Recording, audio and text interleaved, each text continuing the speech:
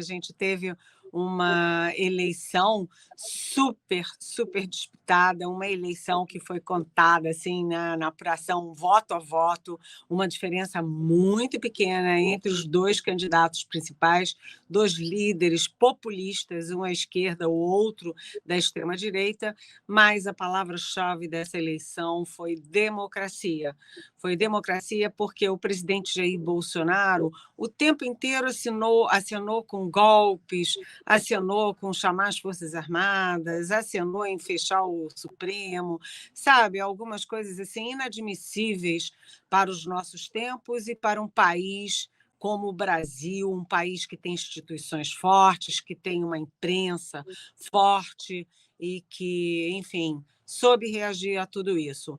Então, a gente tem o Lula, que vai enfrentar aí o seu terceiro mandato, em condições muito diferentes do que ele encontrou em 2002 e depois em 2006. Né? Hoje, a gente teve um desmanche das políticas públicas na área de ambiente, na política externa, na cultura, na educação, na saúde, e, enfim, não tem aquele boom das commodities que houve quando ele foi um presidente muito bem sucedido nos seus dois primeiros mandatos, mas o Lula traz à baila, traz à superfície na sociedade brasileira, nas instituições brasileiras, algumas palavras-chave e muito caras ao nosso país e ao mundo.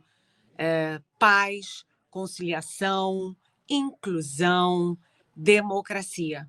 Né? Aliás, quando o Papa Francisco citou as eleições no Brasil, ele disse que era o fim do ódio, né, da intolerância e da violência. E o Lula lembrou desse apelo do Papa Francisco hoje no primeiro discurso dele depois de eleito.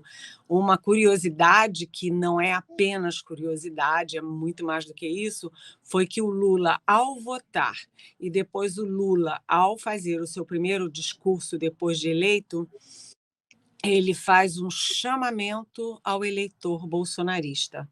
Ele faz um chamamento dizendo, lá já na hora de votar, antes do resultado, portanto, ele fala: olha, bolsonaristas, petistas, isso não é para dividir as famílias, não é para dividir os amigos, e ele diz que quer governar com todos. Esse chamamento é importante porque o presidente Jair Bolsonaro foi derrotado. Ele é o grande derrotado de hoje, mas ele teve quase 58 milhões de votos, e esses 58 milhões de votos são votos de brasileiros. Então, o Lula já joga ali uma rede dizendo, olha, vamos governar em paz, vamos governar com a inclusão, com a tolerância, e ele promete, desde sempre, um governo de união nacional. Até por isso, ele atraiu o Geraldo Alckmin, depois ele atraiu Simone Tebet, Elisiane Gama, a volta da Marina Silva, ou seja, o Lula teve o apoio de praticamente todos os ex-presidentes do Supremo Tribunal Federal, dos maiores economistas do país, daqueles economistas pais do Real, que são ligados ao PSDB, aos tucanos. Ele teve apoio do ex-presidente Fernando Henrique Cardoso, do ex-presidente José Sarney, ou seja, o Lula pretende fazer, e deixou isso muito claro num discurso muito elogiado, ele pretende fazer um governo de união nacional e um governo de travessia, até porque ele já disse mais de uma vez que não pretende disputar a reeleição.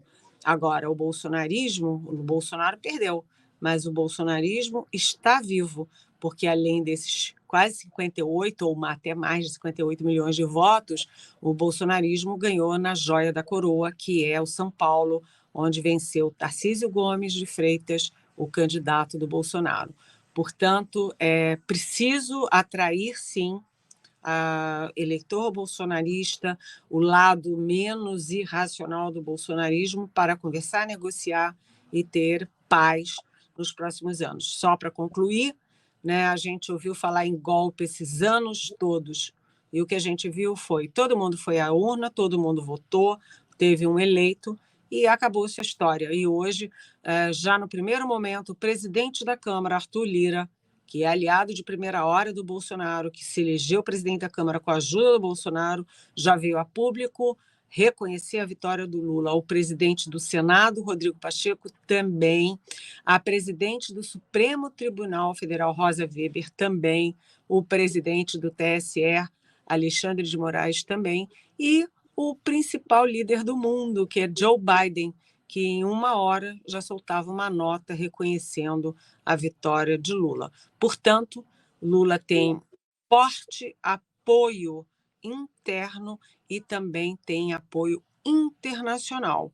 E agora, ele, como bom negociador, ele vai negociar maioria no Congresso para ter tranquilidade e governabilidade. O presidente Jair Bolsonaro, ele sumiu, ele não se manifestou, não reconheceu a derrota, ele, inclusive, não se reuniu com os ministros, com os generais do Palácio, ele está, vamos dizer assim, ruminando a derrota. E vamos ver em que momento o presidente Bolsonaro vem a público para reconhecer que Luiz Inácio Lula da Silva será presidente a partir de 1º de janeiro.